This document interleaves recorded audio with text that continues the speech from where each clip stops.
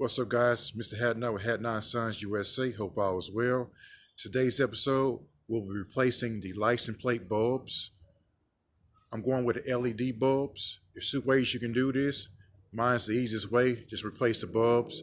There is a cool set you can buy for about maybe 15 bucks. I'll put the link in the description. That replaces the whole housing. But this is quicker for me, and I just like simplicity. So here's what you will need.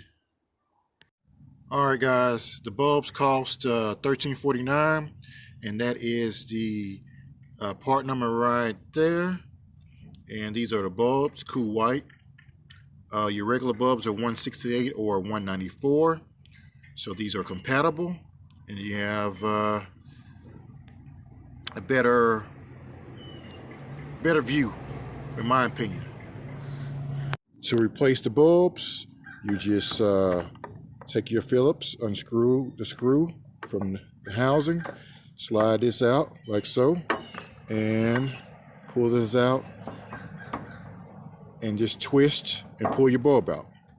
That's simple. Appreciate you guys watching. God bless, take care, stay woke, stay motivated, and help someone along the way in this journey called life. Hadnot and Sons, we get the job done.